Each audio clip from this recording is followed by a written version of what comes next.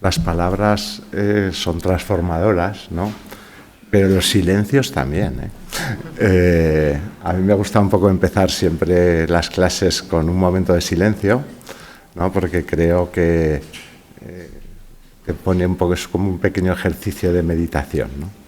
Pero bueno, estamos aquí para hablar, y también para intentar conversar, porque estamos en la mesa redonda, que se ha titulado De la investigación al aula. Es una mesa que es una continuación natural de lo que nos ha contado Rocío, ¿vale? Y porque estamos tres personas. Mi nombre es David Benito, soy el director del Centro Superior de Innovación Educativa y soy el moderador de la mesa, solo. Me acompaña Ángela Monasol, David Recio y Alicia Peñalba, que son los protagonistas de esta mesa, y lo hemos organizado de la siguiente manera. Vamos a tener 3 intervenciones en el orden que están sentados en la mesa y, en primer lugar, Ángela nos va a contar podríamos decir, la historia o la concepción, la idea, los objetivos y la experiencia que se ha adquirido con un curso que se denomina De la investigación al aula, que es un curso desarrollado por la FECID, ¿vale? Y luego David Recio nos hablará un poco sobre más aspectos universitarios en relación un poco a este curso, pero fundamentalmente en el tema que nos ocupa hoy de educación basada en evidencias científicas. Tras estas 3 intervenciones abrimos un poco la mesa redonda y pues somos ya libres de preguntar y de realizar cualquier cosa. En primer lugar me gustaría presentar muy brevemente a Ángela, aunque ya la ha presentado Rocío, ¿vale? Porque ha visto que ha participado en muchas de las acciones que nos ha presentado Rocío en su charla. Ella cuenta con más de una década de experiencia en educación y comunicación científica. Desde 2020 ha trabajado en el Departamento de Cultura Científica de la Fundación Española para la Ciencia y la Tecnología, donde ha gestionado el programa de fomento del pensamiento crítico y toma de decisiones basadas en evidencias. En este rol ha gestionado proyectos como Cazadores de Mitos y acciones de divulgación como FECID Edu y Comprueba, que han aparecido en la charla de Rocío. Además, coordina la implementación del curso que ocupa esta mesa, curso de formación en modalidad online, que se denomina De la investigación al aula, el cual ha llegado ya a más de 1.300 docentes de diversas comunidades autónomas para la formación del profesorado a través de los centros que se ocupan de la formación del profesorado no universitario, ¿no?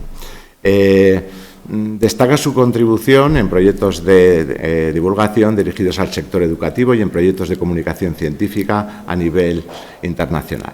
Además de tener formación en comunicación social de la ciencia, Ángela es licenciada en farmacia y doctora en señalización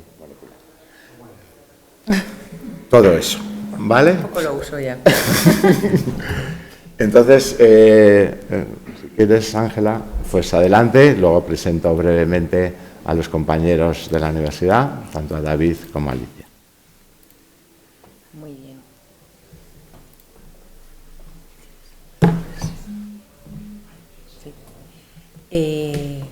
Bueno, muchísimas gracias por la invitación. La verdad que estoy encantada de estar aquí y aprovecho la oportunidad para volverme a encontrar con personas como Rocío y poner cara a personas con las que llevaba mucho tiempo escribiéndome por email, gestionando este curso que se ofrece en esta universidad, en la Universidad Pública de Navarra, como novedad en una universidad. Es la primera universidad que se ha animado a ofertar. Os cuento un poco de dónde viene este curso y con qué objetivo lo creamos. FECID, cuando yo me incorporé en 2020, tenía una línea de trabajo para fomentar efectivamente el pensamiento crítico y la toma de decisiones basada, o luego pasamos a decir mejor, guiada por la evidencia entre el profesorado, en concreto entre el profesorado no universitario.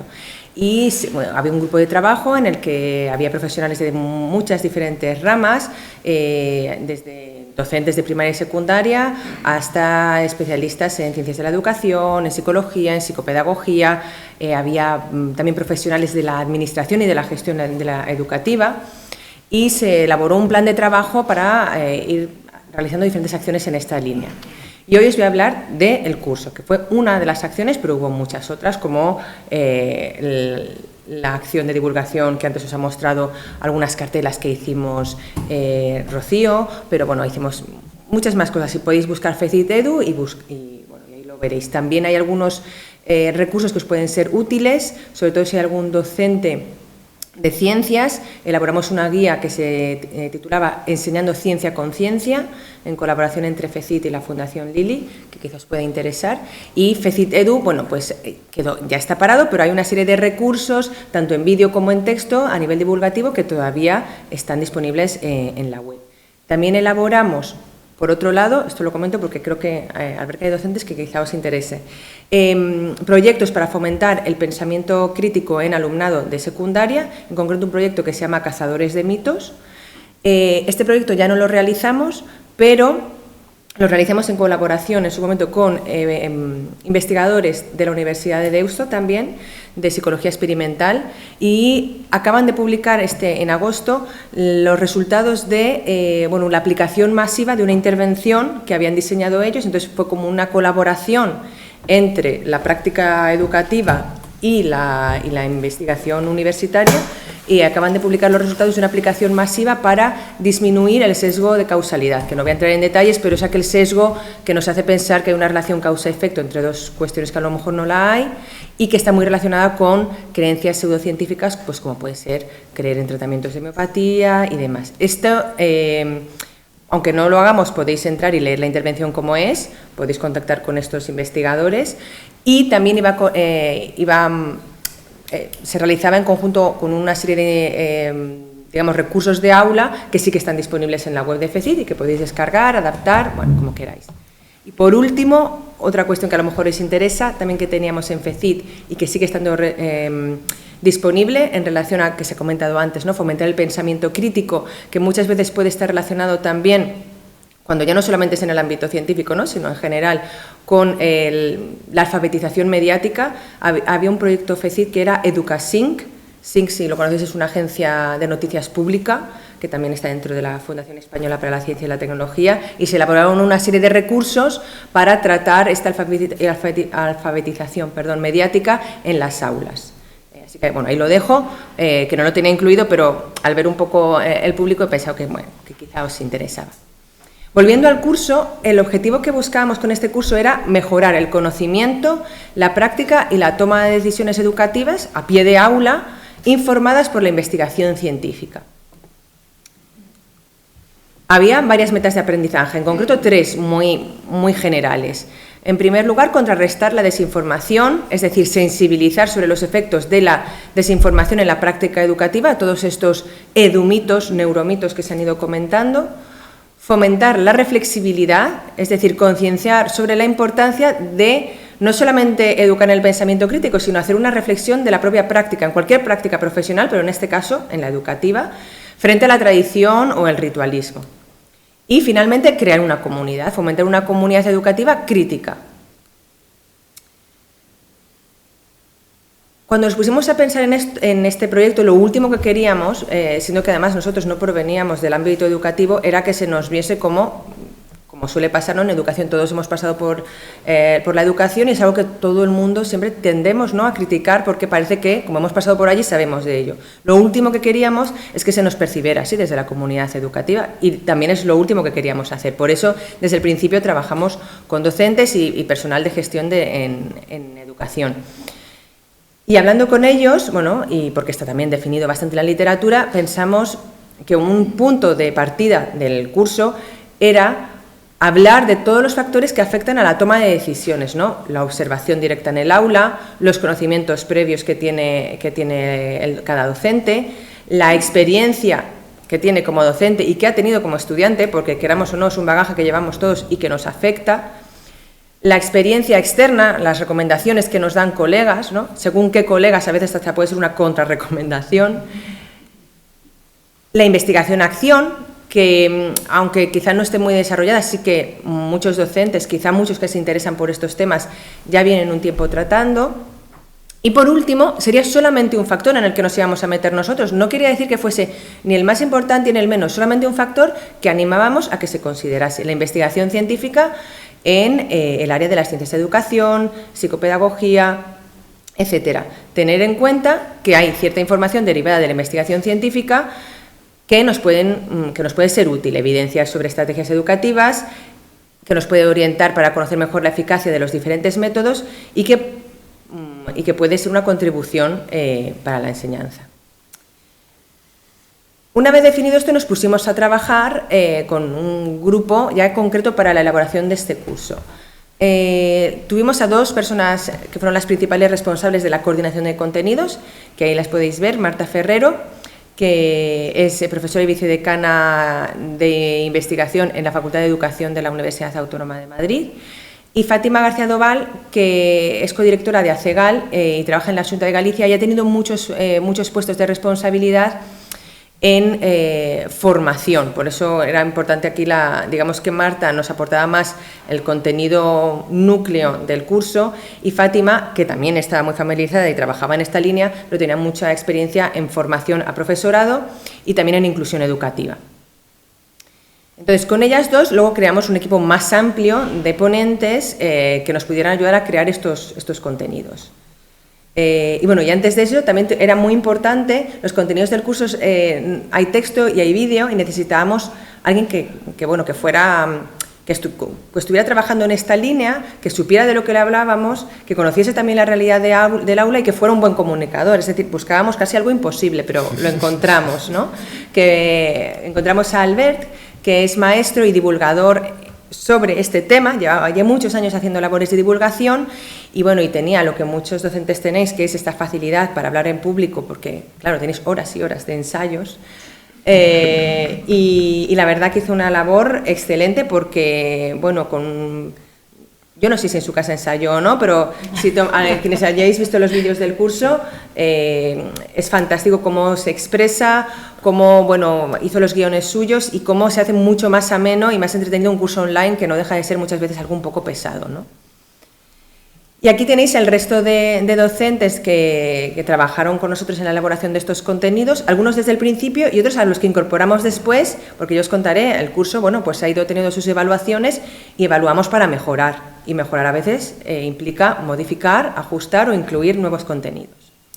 Ahí veréis que está Rocío, entre otras, también Héctor, que se ha mencionado antes, Elena Matute, que es otra investigadora de Deusto, que os he comentado que colaboramos precisamente con ellos en este otro trabajo. Bueno, pues hablamos con ella, fue importante un módulo que tenemos con ella sobre sesgos, ¿no? Porque como nos afectan a todos, pues a veces nos afectan estos sesgos, sobre todo de familiaridad, para aplicar o no a aquel método que nos ha recomendado un colega o que es que estamos escuchando por todos lados, ¿no? No me detengo, porque podría estar hablando de cada uno de ellos, son todos maravillosos profesionales, pero bueno, lo voy a dejar aquí.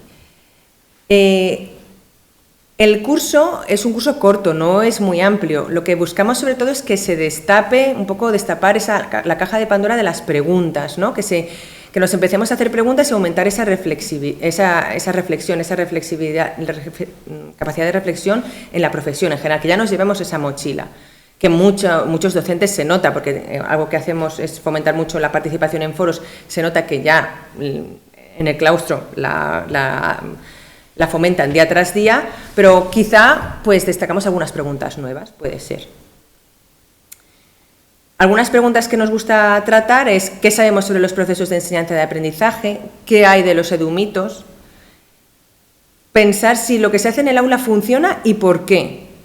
¿Debería haberlo validado? O sea, ¿está funcionando respecto a qué? ¿Con qué lo estoy comparando? ¿Funciona mejor que otras intervenciones o solo tiene beneficios frente a no hacer nada? Claro, esto en general se puede aplicar a cualquier práctica de trabajo, no solo a la educación, y a veces es muy duro hacernos estas preguntas, ¿no? Porque como que nos deja en un... Cuando no tenemos respuesta a esto es muy duro, ¿no? Es como una disociación cognitiva fuerte. Muchas veces no queremos, entonces generamos cierta resistencia. Entonces, como no se las haga uno mismo, estamos perdidos. Entonces, bueno, con eso muchas veces los tutores tienen a veces que lidiar para superar esa resistencia natural que todos tenemos a cuestionar nuestra propia práctica. ¿Funcionaría igual esto para otro docente o para otro grupo, para otro contexto, ¿no? Lo que comentaba antes Rocío, de bueno, cuando le habéis hecho una pregunta, bueno, yo te doy estos consejos, pero en tu contexto habrá que ver qué factores, qué puede funcionar, qué no, hay que estudiar cada situación. ¿En qué estudios se basa la metodología? ¿Se fundamentan estudios, si hay estudios, que muchas veces ni los hay, qué calidad tienen? ¿Cuál es la muestra? ¿Los controles doble ciego? Que no quiere decir que si no haya esta evidencia no pueda estar siendo útil, pero por lo menos ser conscientes de la evidencia y de su calidad. ¿Se han realizado estudios independientes o cómo minimizo los sesgos que afecten a mi propia interpretación de dichos estudios? El curso, como os digo, es un curso cortito, intentamos que sea profundo, pero es corto, y tiene 5 módulos. En el primero, que hablamos cuando hablamos de educación, es una introducción, educación guiada por investigación. El segundo habla más sobre el cerebro. El tercero ya nos adentramos en el mundo de los estudios y aquel sesgo de, es que lo dice un estudio, ¿no? A ver qué estudio, cómo es ese estudio. En el cuarto hablamos de prácticas educativas con pruebas sólidas. Aquí hay un capítulo escrito por Rocío, como no podía ser de otra forma. Y el último es un módulo práctico.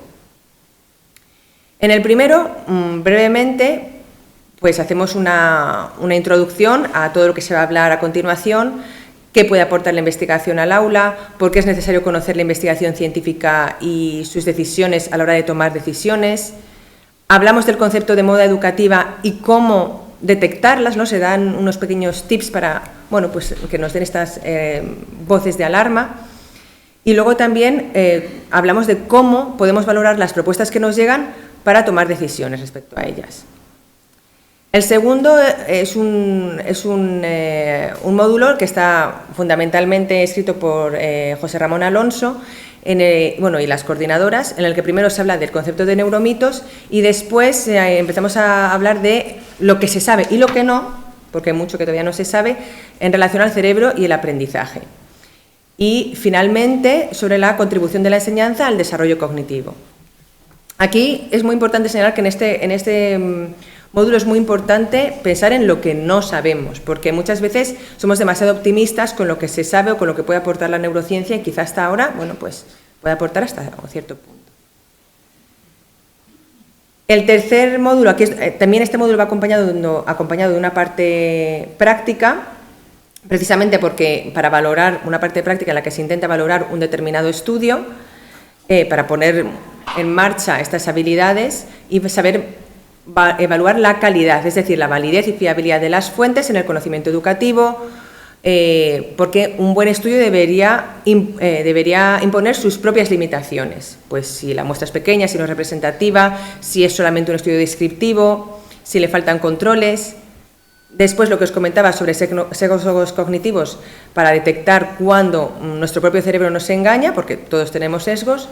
Y un último módulo sobre que incluso aunque haya evidencias de algo, todo está en revisión constante, no método porque digamos que no existe, pero la forma de hacer científica, el sistema científico nos dice que bueno, todo puede ser, en cualquier momento podemos encontrar nuevas pruebas que nos lleven a un cambio de paradigma. Ahora bien, las pruebas que lleven al cambio de paradigma deben tener un peso sustancial. Ahora, después de decir muchas veces que no, llegábamos, porque muchas veces también te dicen, bueno, es que me dices que esto no tiene evidencias, que esto es un neuromito, que esto no lo haga, que esto... Vale, dame un respiro y dime lo que sí. Bueno, pues por fin llegamos al módulo de el que sí, ¿no? No sin pasar por de leer la letra pequeña de los estudios, pero bueno, después hay un módulo una píldora de Héctor Ruiz sobre cómo aprendemos, con 12 principios básicos sobre la enseñanza, que muchos docentes ya aplican, simplemente a lo mejor no se han parado a pensar su justificación, pero muchísimos nos dicen, claro, yo aplicaba esto, ahora entiendo el porqué.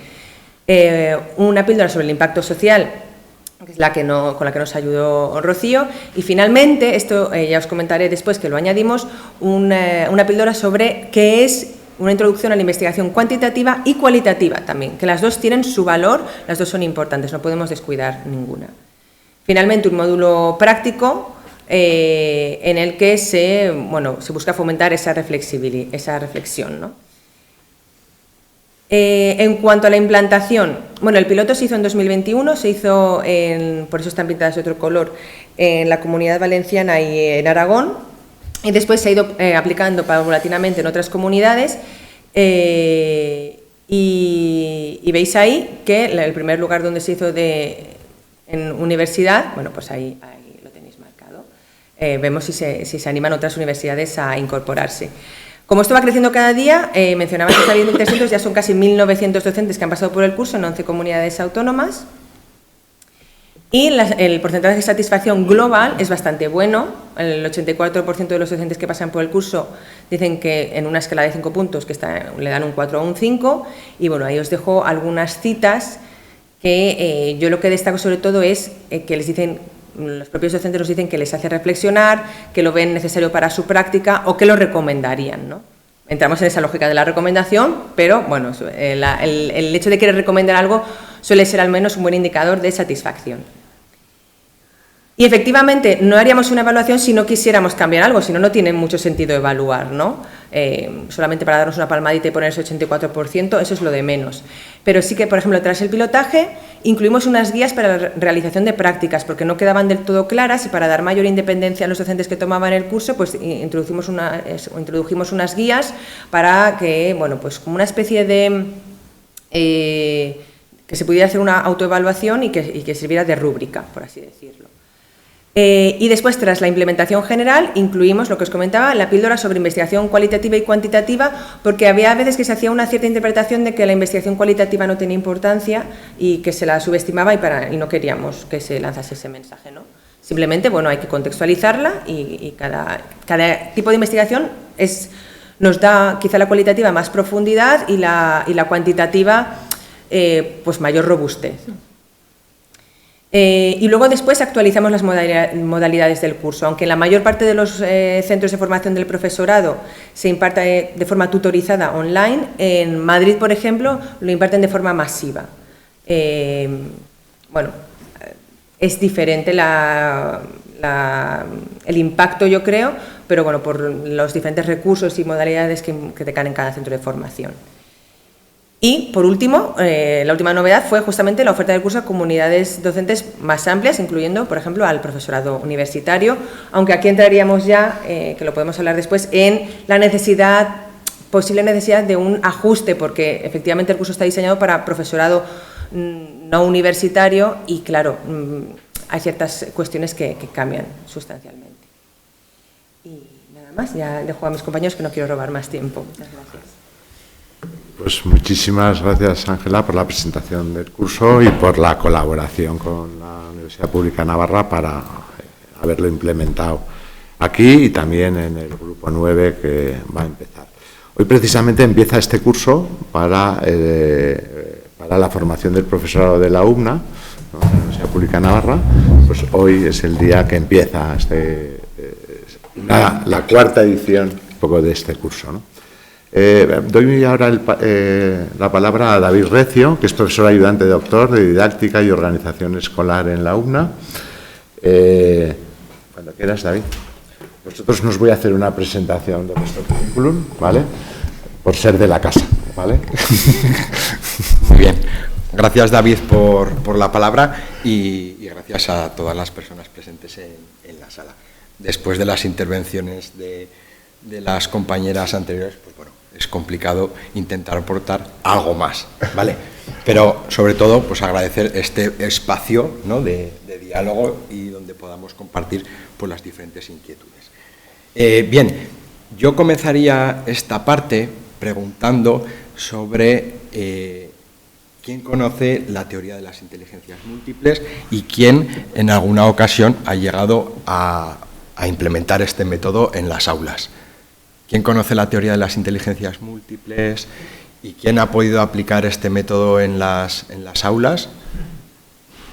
Vale, hay un grupo numeroso de personas y simplemente como introducción a este bloque y por contextualizar un poquito, en 1983 Howard Gardner publica Frames of Mind, donde pues sienta las bases de la teoría de las inteligencias múltiples. Viene a decir que los seres humanos no tenemos una, sino múltiples inteligencias, y una misma persona puede ser fuerte en una de esas inteligencias y débil en otra.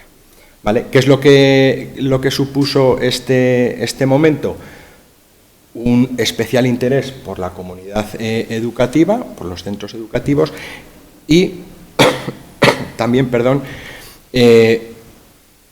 hubo una gran demanda, una gran oferta, demanda y también oferta de cursos de formación en inteligencias múltiples, ¿vale? En este método inspirado en la teoría de las inteligencias múltiples. Dedicando los centros mucho tiempo y esfuerzo en formar a su profesorado y también en adaptar todas esas programaciones a esta teoría de las inteligencias múltiples. Estas ideas sobre, una publicación muy interesante de Marta Ferrero que ya ha presentado antes la compañera Ángela, este artículo en el periódico Magisterio, que tiene un largo recorrido de divulgación, también como medios de divulgación que comentaba también la compañera Rocío, pues este periódico Magisterio también es uno de ellos que creo que desde el 1866 pues tiene todo este recorrido y es muy interesante. Y aquí esta publicación de la teoría de las inteligencias múltiples a examen de Marta Ferrero es súper interesante para situar y desde una comunica muy bien en qué consiste la teoría de las inteligencias múltiples y cómo se ha aplicado a las aulas, ¿vale? Y también cuestionando algunos aspectos interesantes y que no vamos a entrar en este momento. Por lo tanto, una vez hemos dado unas pinceladas de esta teoría, nos preguntamos, ¿existen actualmente estudios sólidos sobre la aplicación de estos métodos inspirados en la teoría de las inteligencias múltiples y su aplicación en el aula, ¿no?, que nos lleve a implementar este método y apostar por este método? Pues hay un estudio también muy interesante de Marta Ferrero, Miguel Ángel Vadillo y Samuel León, donde se hace una revisión sistemática y un metaanálisis para ver todas esas aplicaciones del método en las aulas, ¿vale? Os pongo la referencia, no vamos a profundizar, pero es muy interesante la lectura. No tenemos evidencia científica, ¿vale?, un respaldo sobre esta aplicación del método y los efectos en el aprendizaje, los efectos positivos en el aprendizaje o rendimiento del alumnado, ¿vale?, dentro de lo que son todas esas dimensiones de las que hablaba Rocío, a nivel cognitivo, social y afectivo. No hay muchos estudios sobre el tema. Las metodologías que se emplean para evaluar la eficacia o no de este método pues son muy heterogéneas. Y luego hay cuestiones, pues el no uso de grupo experimental o grupo de control, los tamaños pequeños de la muestra y otros sesgos a la hora de presentar lo que son los resultados y la información. Son cuestiones que recoge el estudio y que son muy interesantes. Por lo tanto, no se demuestra esa relación causal entre el uso de este método y la mejora en el aprendizaje del alumnado, ¿vale? Tenéis ahí la referencia. Bien, ya lo han adelantado las compañeras cuando hablamos de ideas erróneas o interpretaciones erróneas, bulos o las llamadas modas educativas, ¿no?, que a veces nos llevan a hacer esos experimentos o a probar cosas nuevas con nuestro alumnado. Lo comentaba muy bien la compañera Rocío y que es importante pararnos a pensar, ¿no?, a pensar con criterio, como decía Alicia al inicio y comentaba ahora Ángela, ¿no?, que este curso da esas herramientas para que el profesorado sea capaz de, lo primero, localizar esas evidencias y aplicar o llevar a cabo estrategias metodológicas en las aulas con un cierto respaldo, ¿no?, sabiendo que se pueden aplicar en los diferentes contextos y que tienen unos efectos positivos en el aprendizaje del alumnado. Por lo tanto, ¿cómo podríamos definir una moda educativa? Lo han dicho muy bien las compañeras, como ese cambio que introducen los centros con mucho ímpetu, con mucha fuerza, que no tiene un respaldo científico y que tienen un recorrido muy corto, ¿vale? Y donde no hay o no se observa ninguna contribución al aprendizaje del alumnado. Comentaba Ángela, y esta información la hemos recuperado del curso de la investigación al aula, esos tips para poder identificar una moda educativa, sobre todo en cuanto a el formato que se utiliza para presentarnos esa propuesta, ¿no? Cómo nos llega la propuesta, ¿no? Ese formato profesional, atractivo, divertido, ¿no?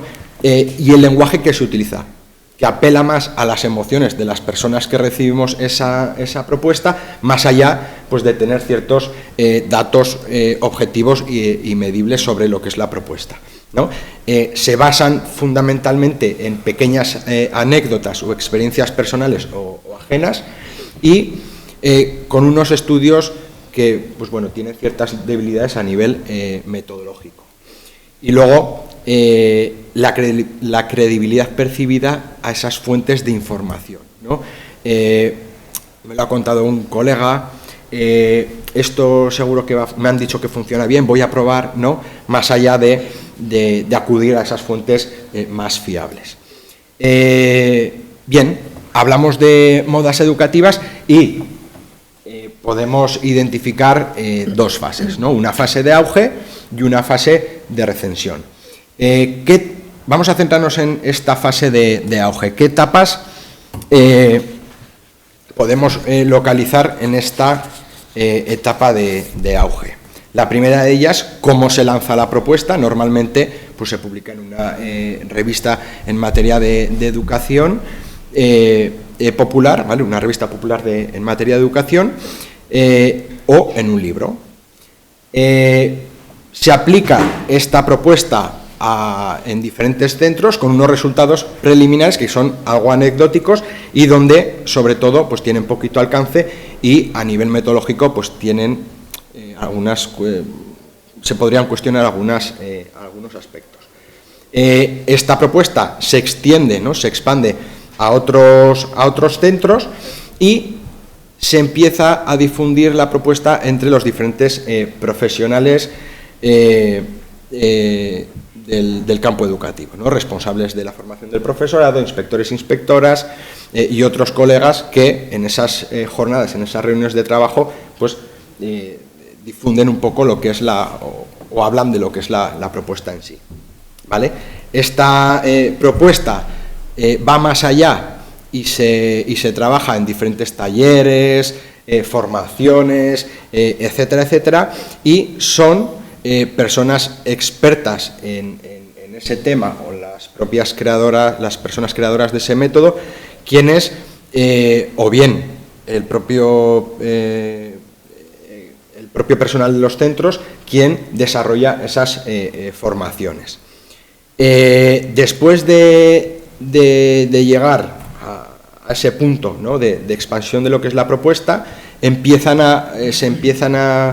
comienzan esos estudios con más rigor y para comprobar lo que es la eficacia de ese método, de esa intervención, y empieza a aparecer ese desinterés y esa otra moda, ¿no? que nos llama la atención. Por lo tanto, pasamos de esa fase de auge a esta fase de recensión. Cuando las personas o los grupos de personas que han apostado por esa propuesta inicial, ¿no? La propuesta anterior, pues empiezan a mostrar ese desinterés por la propuesta y tienen otro interés en una nueva moda o en una nueva propuesta. Aparecen las críticas a la propuesta anterior, ¿no? A raíz de esos resultados negativos, y las personas que promueven, ¿no?, las creadoras de lo que es la intervención o del método, para justificar esta cuestión, lo que comentan es, pues bueno, que lo que es la intervención se ha aplicado mal, ¿vale? La aplicación de la propuesta no ha sido la correcta y ahí justifican los malos resultados de la misma. Desinterés desinterés progresivo de la propuesta, y luego llega una publicación, lo que es la publicación de esos resultados y esas conclusiones de la propuesta, pero que llega un poquito tarde. Y en este momento y en ese punto es donde pues, bueno, perdemos el interés por la propuesta y bueno, lo que es la publicación de los resultados, conclusiones, ya las tenemos localizables en esas revistas científicas. Sobre todo, ¿cómo podemos identificar una innovación? ¿Vale? Las innovaciones surgen del propio análisis que hace el centro, ¿no?, de los diferentes procesos que se dan en los centros, ¿no? La vida de las aulas, ¿no?, lo que ocurre en las aulas, la organización y el funcionamiento de los centros, las dinámicas que se generan entre los agentes de la comunidad educativa y la propia cultura profesional del profesorado. Aquí hay una frase que es interesante y es a su vez simple, que dice lo siguiente: aunque el cambio no necesariamente implica una innovación, toda innovación sí que implica un cambio, ¿vale? La he recuperado porque era interesante. Por lo tanto, para que consideremos una innovación educativa, podemos señalar los siguientes puntos. El cambio, ¿vale?, ese cambio que vamos a proponer, tiene que ser algo consciente y algo deseado, ¿vale? Algo que queremos cambiar algo. Ese proceso que se va a iniciar, ese proceso de cambio, tiene que responder a unas necesidades, a unas prioridades, ¿no?, y también tener en cuenta los recursos de los que disponemos. Todo cambio pues implica un proceso, con unas fases y unos tiempos flexibles para implementar lo que es esa innovación. Tiene que ser eficaz. El cambio tiene que generar, tenemos que pretender alcanzar ese cambio, ¿no? Pero también eficiente, hacerlo con los recursos con los que contamos, ¿no? Y luego, una idea que ya se ha comentado, que esa innovación o ese cambio sea consistente, ¿no?, que sea sostenible en el tiempo, que tenga un recorrido más largo. Y luego, lo habéis comentado también anteriormente, que esos resultados sean transferibles más allá del contexto concreto en el que se ha aplicado, ¿no? Que hablábamos de transferencia en el plano educativo, en el plano social, ¿no?, esas evidencias de transferencia social que nos comentaba la compañera Rocío. Pues bien, ¿hacia dónde nos dirigimos? Y ahora continuará Alicia. ¿Cuál es el enfoque?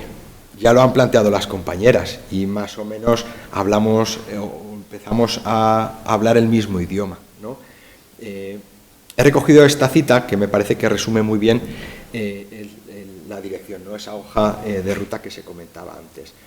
La evidencia de investigación puede ayudar a comprender qué funciona, por qué, dónde y para quién. También puede decir qué no funciona y puede evitar la repetición de los mismos errores que cometieron otros, ¿vale? Y esto lo uno con la idea que comentaba Rocío de experimentar y probar por probar a ver qué es lo que sucede, ¿no? Y sobre todo cuando trabajamos con personas menores de edad. Algunas ideas que ahora va a continuar Alicia. Este enfoque, ¿qué es lo que nos va a permitir? Pues reducir esa distancia entre la universidad y las escuelas. En este sentido, papel clave o rol clave, ese papel del profesorado en la toma informada de decisiones sobre las prácticas educativas que implementa en el aula, en base a, como apuntábamos antes, acudir y localizar fuentes fiables y a poder luego valorar de una forma rigurosa el cómo se ha aplicado ese método o esa estrategia en el aula.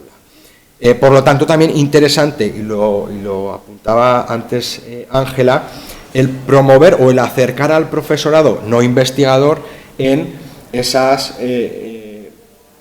lo que es la investigación, ¿no? La investigación cuantitativa, la investigación cualitativa, mixta, etcétera, etcétera.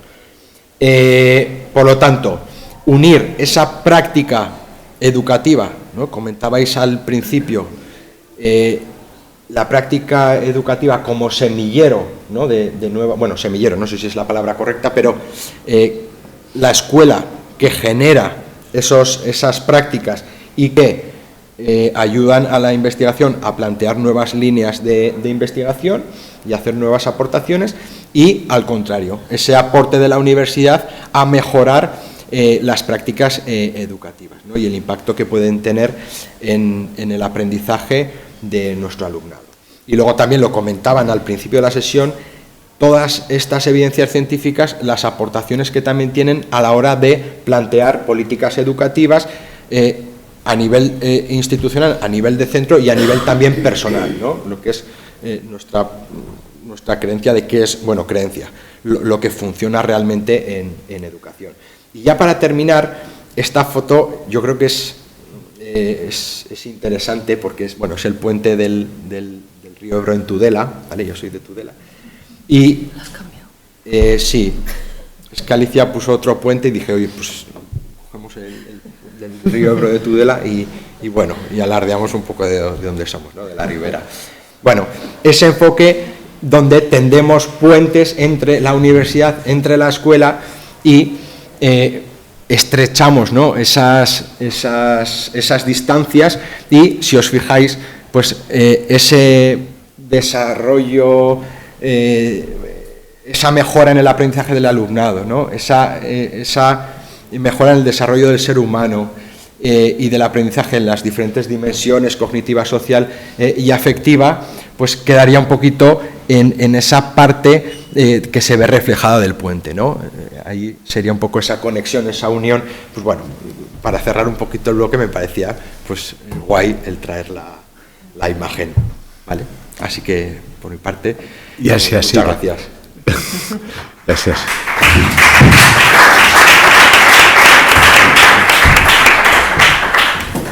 Muchas gracias, David, por tu intervención, por darnos esa sinergia, ¿no?, que tiene que haber entre el mundo universitario y no universitario. Y a continuación doy la palabra a Alicia Peñalba, que es profesora titular de Didáctica y Organización Escolar y decana de la Facultad de Ciencias Sociales y de la Educación, Humanas y de la Educación, perdón, y sociales, Juan Mari apunta bien. Pero sobre todo también está agradecerle un poco la labor que ha hecho de dirección del equipo tutor de este curso que se ha desarrollado para la formación del profesorado universitario. Pensamos que es importante, pensamos que es muy importante. Se han celebrado 4 ediciones, más o menos, por comentar grandes números, en estas 4 ediciones se han inscrito unos 240 profesores, de los cuales han finalizado la formación con éxito en torno a 120, y a diferencia de la media que se obtiene en el ámbito no universitario, tenemos una media un poquito más baja, ¿vale? Porque nuestra media está rondando el 7,5 frente al 8 y pico que se obtenía en el ámbito no universitario, con esta muestra ya significativa de 1.800 y pico profesores, ¿no? Pensamos que es importante para la formación de los profesores universitarios, sobre todo, que se dedican a la formación de futuros maestros, ¿no? De futuros maestros y profesores, ¿no? Tanto en los estudios de grado como en el estudio de máster, ¿no? Pensamos que es importante, pero también pensamos que es importante este curso transmitirlo, podríamos decir, a ese colectivo de profesores ayudantes doctores de nuevo ingreso, ¿no? Sobre todo cuando viene de disciplinas de otras ciencias, ¿no? Podríamos decir, ajenas un poco a la educación, ¿no? Donde a veces ellos, podríamos decir, pues vienen del ámbito de la biología, del ámbito de la ingeniería, y parece, y dicho con todo el cariño, minusvaloran, o sea, un poco todo lo que se sabe sobre la investigación en educación, ¿no? Entonces, eso, podríamos decir, este curso yo creo que conciencia muy bien a estos profesores que, igual que en su disciplina, ¿no? El método científico es importante, a la hora de realizar la práctica docente a los futuros biólogos, físicos, ingenieros, pues también intente aplicar el método científico. Alicia, muchísimas gracias y cuando quieras. Perdonad, estoy con el móvil porque me está llamando mi hija 4 veces seguidas. ¿Y está en el cole? No, están de camino de Santiago, pero por eso me veis con el móvil. Me disculpo. Si pasa algo, tiene también a su padre.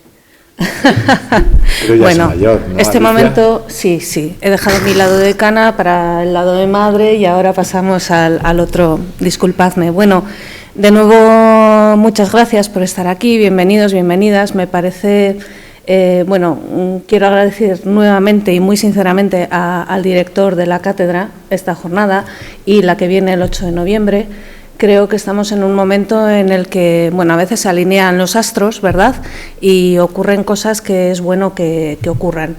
Estamos aquí gracias al director de la cátedra, pero en primer lugar estamos aquí gracias a David y a Susana, que está por ahí entre el público y nunca quiere llamar la atención, pero que junto con Ángela son los principales apoyos, sin desmerecer a David, a la hora de llevar adelante este curso.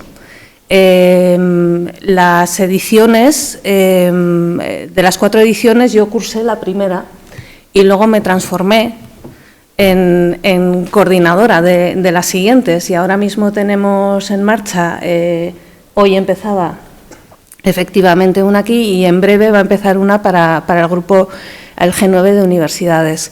Quiero decir que la puesta en marcha de este curso en el ámbito universitario ha sido una apuesta muy interesante. Ha sido, yo creo que incluso lo podemos transformar, quizás sin haberlo querido, pero es un proyecto piloto muy interesante sobre cómo el curso, que está diseñado, como nos ha comentado Ángela, para aplicarse en las aulas de infantil, de primaria, no aplicarse, perdón, sino formar al profesorado de grados de estudios preuniversitarios, como traído a la universidad también contribuye muy mucho a que el profesorado universitario nos demos cuenta de ciertas cosas. Cuando se hacen las valoraciones del curso, suelen ser todas, la última edición ha sido muy buena, las anteriores también, pero había algunos comentarios que me resultaban graciosos porque, claro, estamos en ámbito universitario aquí, no sé si sabéis, nuestra labor aquí se divide entre la docencia, la investigación y la gestión, ¿no?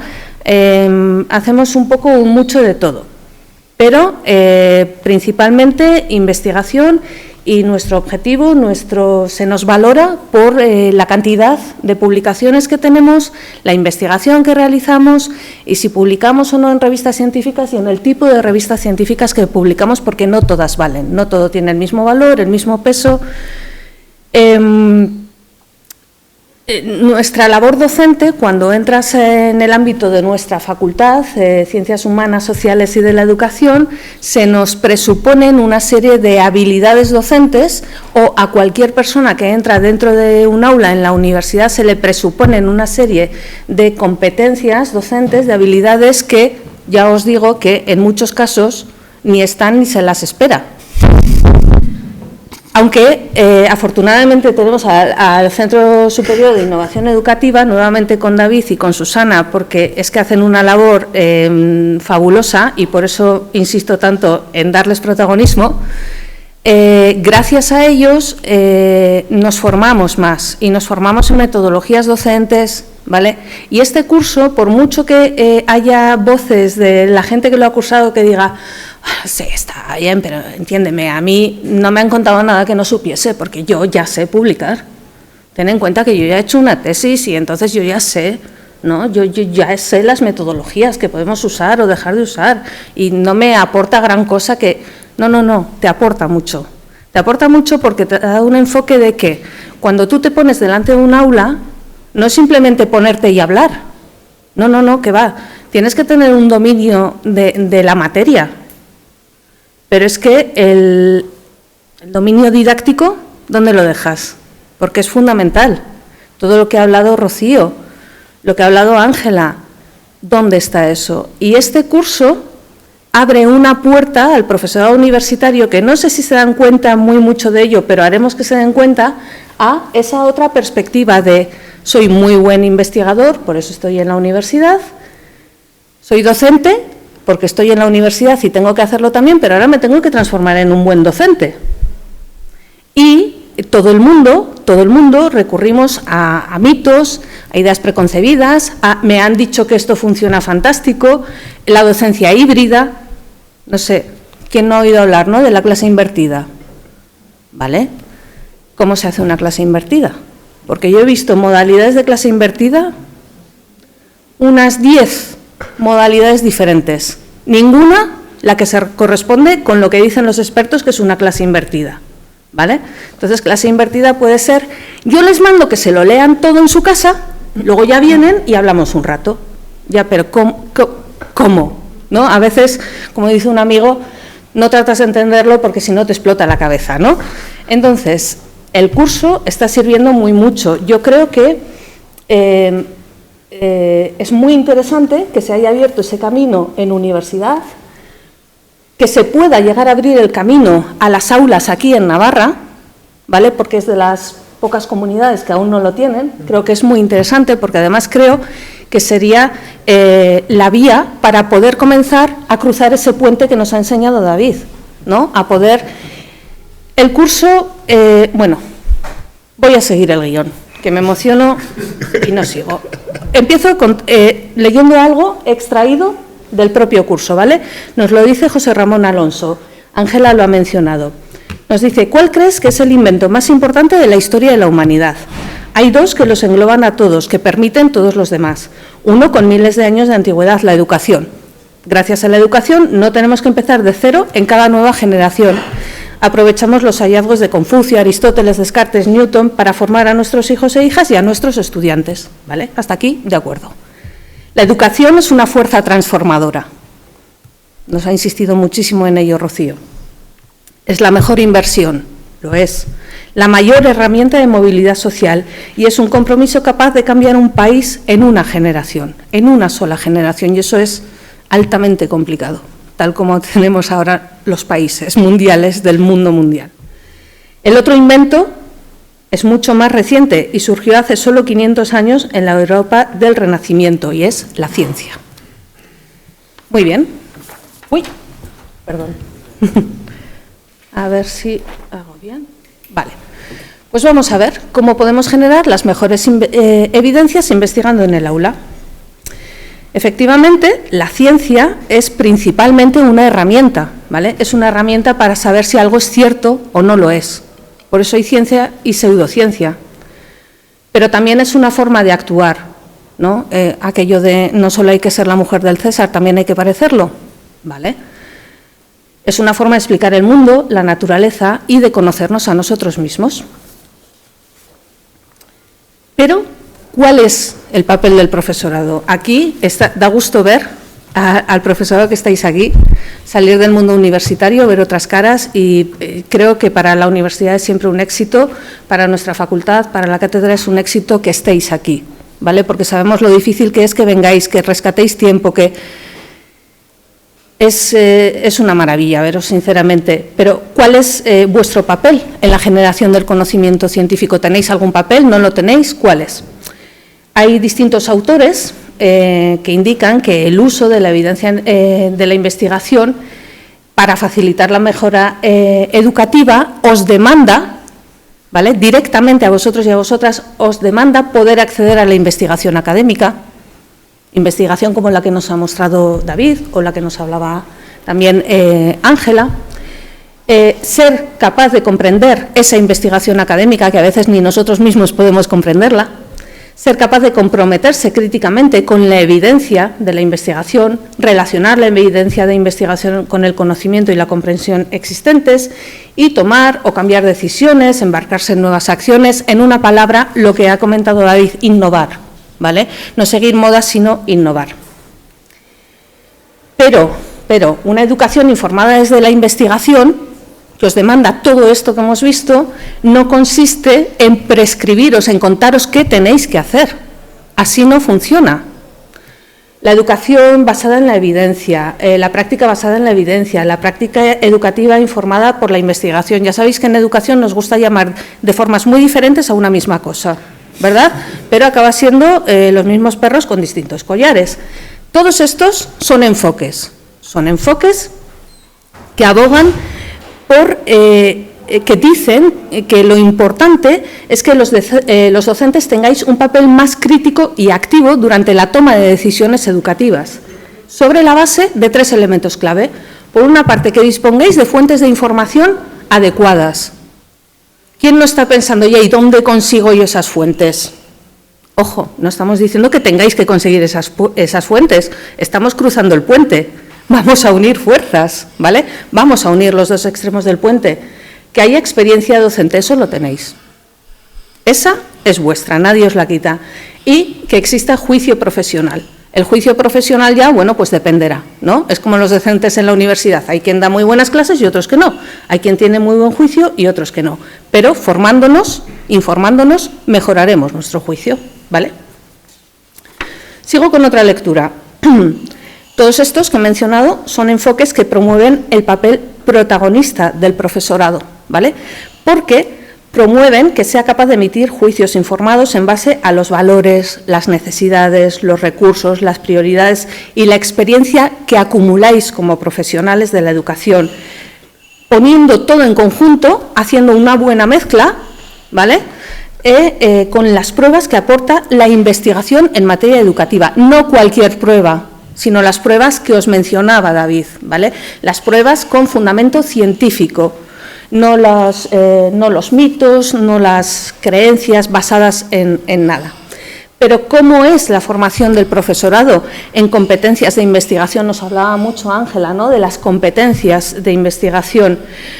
También diferentes estudios de revistas científicas, estudios realizados de acuerdo a un método científico concreto, con, ¿vale?, un adecuado sistema,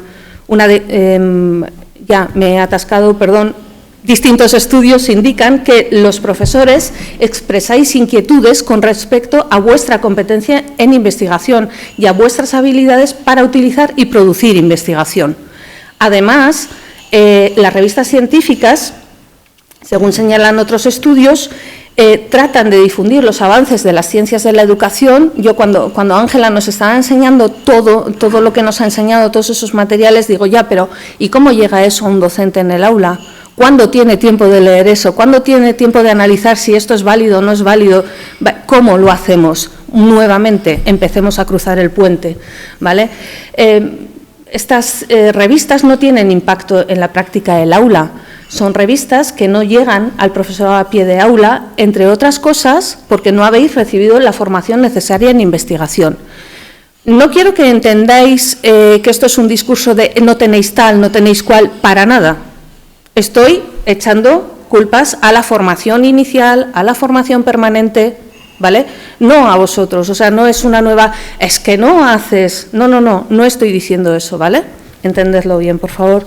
Esto nos permite concluir que en la formación de maestros y maestras y de profesores y profesoras de todos los niveles educativos debemos dar el espacio suficiente a la formación en investigación, algo que ahora mismo no se hace.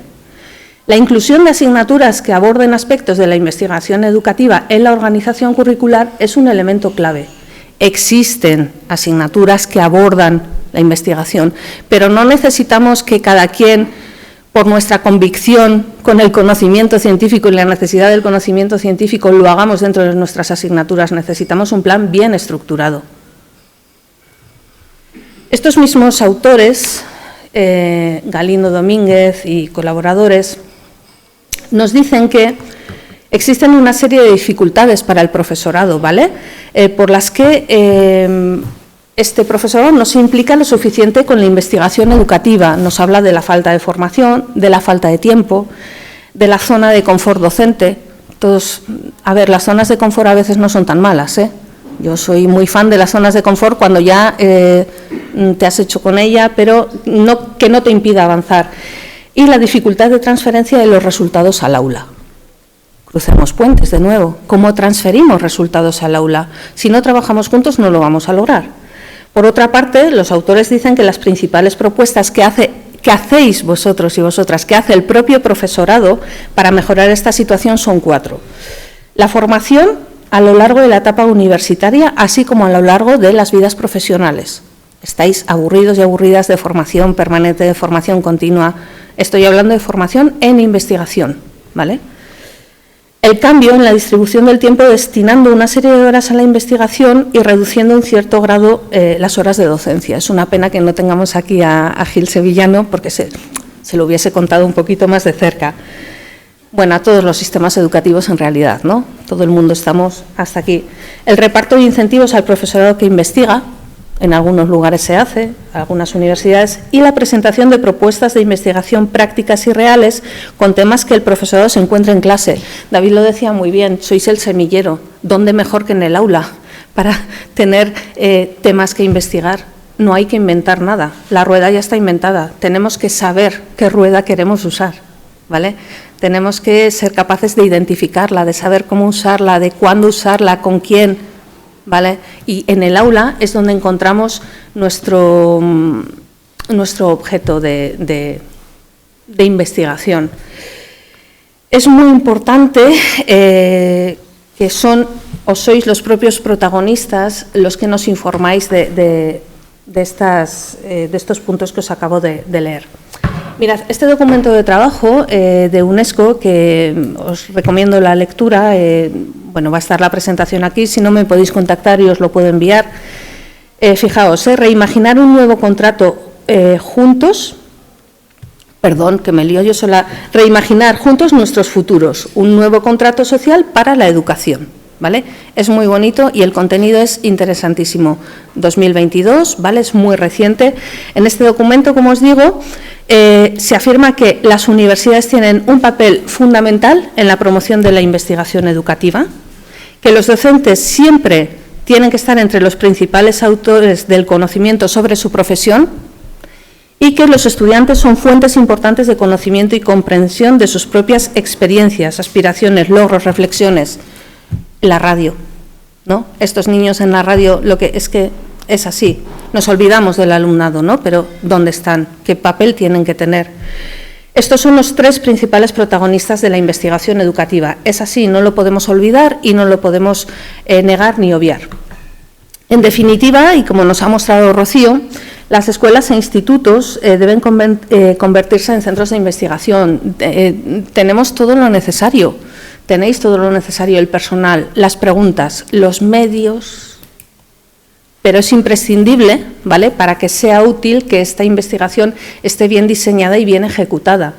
Y hasta que se asiente ese camino necesitará el profesorado el apoyo en formación científica, acceso a bases de datos y a tutorización.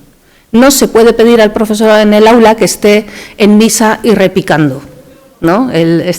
No se puede. Nosotros repicamos y vosotros estéis en misa o al revés, lo que prefiráis. Pero hace falta repicar para que alguien venga a misa, ¿no? Y no me cebo en este símil, pero crucemos el puente nuevamente. Hay programas que forman, hay programas, el elegido por nosotros es el programa de la FECIT, es nuestro protagonista hoy, pero hay otros programas, tenemos la Fundación Educaisa, tenemos Educaisa, la Fundación Bofill, otros programas a nivel internacional. Pero, hablando de FECIT, que como digo es nuestro protagonista, con el curso de FECIT hemos aprendido que la ciencia cabalga a hombros de gigantes. Es una frase fantástica, es muy bonita. De hecho, ahora si entráis en Google tenéis una cosa muy similar, que avanza gracias al conocimiento acumulado durante años por expertos y expertas de diferentes disciplinas, ¿vale?, que en este sentido se va actualizando, completando y ampliando de modo progresivo y paso a paso. Y nosotros y nosotras, cada uno desde nuestro ámbito, tenemos que contribuir a que esa ciencia siga cabalgando a hombros de gigantes. En el curso que nos ofrece FECIT podemos encontrar métodos de investigación útiles, un recordatorio, guías rápidas para evaluar propuestas educativas. Esto es interesantísimo. Ahora no lo podéis ver con calma, pero es realmente fantástico. Podemos ver que existen una serie de factores clave en la toma de decisiones educativas. Y yo os decía antes, el profesorado universitario nos dice, es que este no es un curso muy útil para universidad. No, no es verdad. Aquí tenemos la prueba. Todos necesitamos esto y necesitamos lo anterior. Propuestas educativas, ¿vale? Bueno, termino ya. Este curso está muy bien valorado, ¿vale? Pero necesitamos que siga desarrollándose en la universidad, necesitamos adaptarlo de alguna manera al ámbito universitario y necesitamos que llegue a las escuelas. Y sobre todo necesitamos poder cruzar todos juntos ese puente, ¿de acuerdo? Y poder realizar intervenciones que nos aporten evidencias científicas sobre la educación para mejorar nuestras vidas y la de nuestro alumnado. Creo que me he extendido, perdón, y muchas gracias.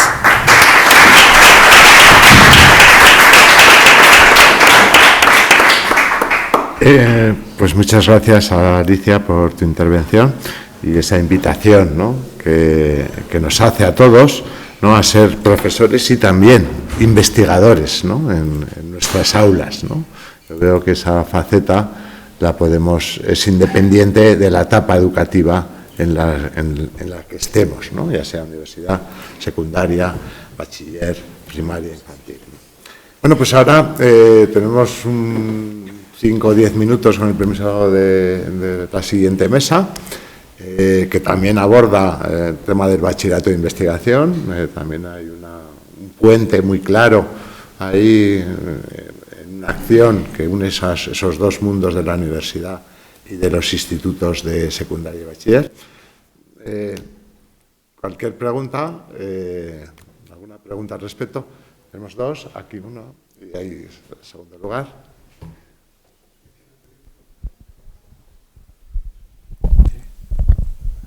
No sé, una cuestión. Se está hablando mucho, es muy interesante, gracias a todos y a todas por vuestras exposiciones. Se está hablando mucho del individuo y la práctica, ¿no?, el docente como tal. Y me parece, no sé, qué evidencias podemos aportar sobre el liderazgo educativo, sobre la gestión, porque para hacer todo esto creo que es muy importante que alguien lo desarrolle, lo despliegue, lo ponga en marcha, tenga el convencimiento y sea capaz de liderar una comunidad educativa para llevarlo adelante. Porque si nos centramos, que está bien el individuo, creo que entraña muchas dificultades. No sé si podéis responder en todos esos puentes, ¿no? Alguna cosa has mencionado, pero no sé, me parece que está muy bien. Nos centramos en la práctica y en el individuo, pero creo que también desde diferentes liderazgos, desde el que tiene el profesorado en su aula, el líder pedagógico que puede ser referente en la comunidad, hasta los gestores educativos, etc., etc. Porque todo esto, sin un plan o algo, es difícilmente abordable. Creo, para que tenga ese impacto que decís que puede tener.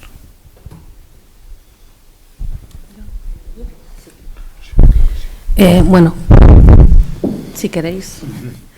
A ver, creo que ejemplo de liderazgo educativo que lleve a cabo algo lo vamos a tener con la mesa siguiente, ¿no? Una propuesta que nace en principio de cero, perdonadme que simplifique tanto, pero bueno, de un cero tuvo que nacer y que llega. Con el curso lo que intentamos trasladar es esa primera necesidad básica de una formación que ahora mismo no tenemos de manera habitual. Y es una formación que no va a generar simplemente un conocimiento que antes no teníamos, sino también un nuevo enfoque de cómo preparar las escuelas, cómo preparar las políticas, y es como la educación inclusiva. La inclusión, desde que nace el concepto de inclusión hasta el momento actual, mira que no hemos avanzado, ¿vale? Tenemos claro que siempre hay limitaciones, claro que sí, pero es que las tertulias dialógicas, ¿cómo se trabaja una tertulia dialógica en un aula que no está acostumbrado a trabajarla? Tengo por ahí un compañero que suele trabajar tertulias dialógicas. Bueno, todo comienzo es difícil, pero vamos entrando y al final vas entrando en este trabajo se hace de esta manera, ¿no? El liderazgo educativo no te sé responder, sí que creo que para que exista ese liderazgo educativo y veamos cómo hay que plantear todo, tenemos que empezar con conformarnos todas las partes para lograr adivinar cómo tiene que ser ese liderazgo educativo. Pero yo creo que a lo mejor Rocío también puede aportar mucho en este sentido. Sí. Bueno. Cuando nosotros contactamos como profesor, está aquí mi compañero, del máster de formación al profesorado, ¿no? Que impartimos clase con mi condición de ingeniero a ingenieros y arquitectos, cuando intentamos trasladar todos estos conceptos a los institutos, ¿no? Fundamentalmente a los institutos, vienen siempre como, recibimos un poco como feedback, ¿no? A través de nuestros alumnos en prácticas que hacen el practicum, incluso el trabajo fin de máster en el centro, ¿no? Donde están haciendo sus prácticas, ¿no? Y cuando intentamos un poco que esas personas nos ayudan un poco a trasvasar este discurso que estamos dando hoy un poco, ¿no? A los profesores del instituto, nos dicen cosas como las que has dicho tú, ¿no?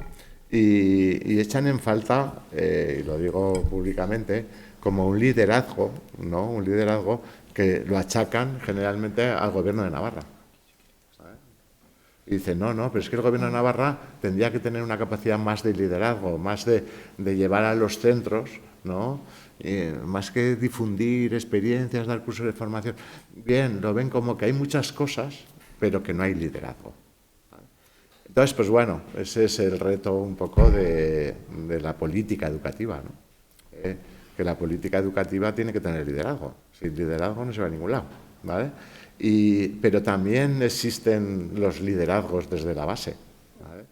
Y a veces esos sueños que nos decía Rocío, ¿no? Pues desde la base, ¿no? Pues llegan muy alto. Y poco más te puedo decir. Hola, bueno, quería agradecer la jornada, que está siendo súper interesante, a todos los miembros de las distintas mesas. Y yo tenía una reflexión y una pregunta un poco en la misma línea, porque, a ver, yo soy docente. ¿Se oye mal o...? Muy cerca. Ah, vale. Yo soy docente... Lejos, así. Así, sí. Vale. Bueno, yo soy docente y como docente, y iba a preguntar justamente en la misma línea. He hecho en falta que las mesas se dirijan también a las personas hacedoras de políticas educativas, porque realmente ellos tienen mucho que decir y afecta muchísimo a nuestro trabajo. Muchas veces todas esas modas que habéis mencionado, y también siento mucho y estoy muy de acuerdo contigo cuando dices que es una pena que se haya ido Gil Sevillano, porque me hubiera encantado que hubiese escuchado todo esto, porque muchas veces es el propio departamento el que va a bandazos, por ejemplo en la aplicación de metodologías, ahora esto, o sea, y en la aplicación de modas sin ninguna evidencia científica, entiendo, no lo sé, pero esa reflexión acerca de la importancia de las personas hacedoras de políticas educativas es que creo que debería estar también muy presente. Y luego otra reflexión que tengo todo el rato en la cabeza es que yo siento que soy investigadora en mi propio aula, porque yo como docente estoy continuamente evaluando mi práctica docente. Tengo una evidencia real no científica de lo que funciona o no funciona en mi centro con mi alumnado. Y es, claro, os oigo hablar y digo, claro, yo no tengo una constatación científica de eso, de que eso funcione, por ejemplo, fuera de mi centro, en otro, quiero decir, no hay una demostración científica real, pero sí hay una evidencia real de que yo soy profesora de formación profesional. Los centros en los que mi futuro alumnado va a trabajar me dicen que de mi centro el alumnado sale muy bien formado. Luego es una evidencia real, no científica si queréis, de que lo que estamos haciendo en el centro o de que la manera que lo estamos haciendo en el centro pues es efectiva. ¿Cómo encaja eso con la investigación científica? ¿De qué manera podemos darle a eso algo exportable a otros centros? Yo llevo muy mal, por ejemplo, antes hablaba con Rocío, llevo muy mal el del Departamento de Educación que implementa el mismo tipo de políticas en formación profesional, que es mi ámbito, para centros como el mío, que es de servicios a la comunidad, o centros del CENIFER, que es de energías renovables, o centros de mecánica. No tiene ni pies ni cabeza. Entonces, por mucha investigación que tengamos desde las bases o por mucho que intentemos los docentes con toda nuestra mejor voluntad, porque nosotros no tenemos tiempo de leer todas esas revistas científicas, estoy súper de acuerdo, y os digo en serio que yo mi práctica docente la baso en lo que me funciona y lo que no. Y soy bastante crítica conmigo misma y soy consciente cuando algo no funciona. Y digo, pues bueno, pues es que estoy haciendo investigación, pero ¿hasta qué punto eso es algo científico, exportable? ¿Hasta qué punto ese tipo de experiencias que al final son personales de cada uno de nosotros tiene encaje en lo que nos estáis contando esta mañana? Perdón por la extensión de la pregunta. Vamos a dar paso a Mañana, que yo creo, intuyo, que da una respuesta a lo que comentas.